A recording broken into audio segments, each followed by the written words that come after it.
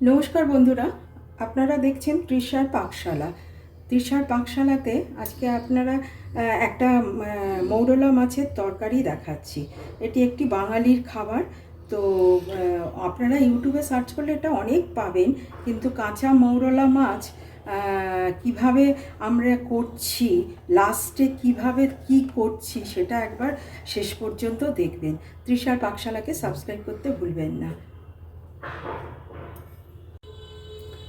এবার কাঁচা মৌরলা মাছটা রান্না করতে আমি কাঁচাই করব, কিন্তু ভাজবো না। তো কি কি লাগছে? মৌরলা মাছ লাগছে, যেটাকে ধুয়ে আমি নুন হলুদ মেখে রেখেছি। বেগুন লাগছে ছোট ছোট করে কাটা, পেঁয়াজ কুচি লাগছে, রসুন বাটা লাগছে, সর্ষের তেল, আপনার কুচনো আলু, আপনারা শুধু বেগুন বা শুধু আলু দিয়েও করতে পারেন, লবণ, কুচনো কাঁচা লঙ্কা আর হলুদ, আর একটু চিরা কাঁচা লঙ্কা। আর লাস্টে আর একটা স্পেশাল জিনিস দেব, সেটা আপনারা দেখতে থাকুন। দেখুন বন্ধুরা, আমি কিন্তু গ্যাসটা জ্বালাইনি, একদম গ্যাস অফ করে আমি ডিরেক্ট কড়াতে করছি। আপনারা একটু দেখতে থাকুন। আমি প্রথমে মাছটা দিয়ে দিলাম, তারপরে একে একে যা যা আছে সব কিছু দিয়ে দেব। এটা কাঁচা মাছ, বেগুন দিলাম, বেগুনগুলো সব দিয়ে দিলাম। আপনারা এটা শুধু আলু বা শুধু বেগুনেও করতে পারেন। এটা বাংলাদেশের একটা ঐতিহ্যপূর্ণ খাবার। এবার পেঁয়াজ কুচি দিলাম,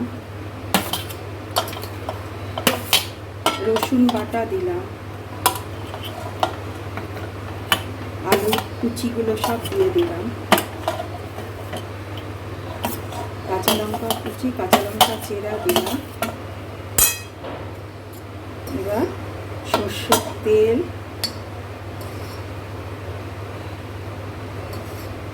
4 চামচ দেব, আর নুন দেব 1 চামচ। ঝাল আর নুনটা আপনারা আপনাদের পছন্দ মতো নেবেন। বন্ধুরা দেখুন, আমি হাতে মাখছি। হাতে ভালোভাবে, যত ভালোভাবে মাখবেন তত টেস্ট আসবে। তারপরে একটুখানি শুকনো লঙ্কার গুঁড়ো দিয়ে দিলাম। ঝাল আর নুনটা আপনারা আপনাদের পছন্দ মতো দেবেন। দেখুন বন্ধুরা, এইবার আমি গ্যাসটা অন করছি। আমি একটুখানি কাশ্মীরি রেড চিলি পাউডার আর একটু সামান্য লঙ্কার গুঁড়ো দিয়েছি। নুন আর ঝালটা আপনারা আপনাদের পছন্দ মতো করবেন, নেবেন। তৃষার পাকশালাকে সাবস্ক্রাইব করতে ভুলবেন না বন্ধুরা। আমি কিন্তু এই মাছে কোনো জল দেব না, এমনি গ্যাস অন করে দিয়েছি।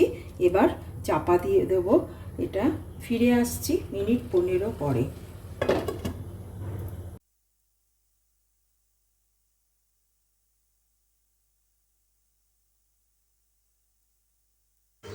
দেখুন বন্ধুরা, আমার হয়ে গেল। এবার ধনেপাতার বদলে একটা স্পেশাল জিনিস দেব, আমার নিজের হাতে তৈরি করা আম তেল। আপনারা দিয়ে দেখুন, খেয়ে দেখুন, তারপরে আমাকে কমেন্টে জানান। তৃষার পাকশালাকে সাবস্ক্রাইব করতে ভুলবেন না।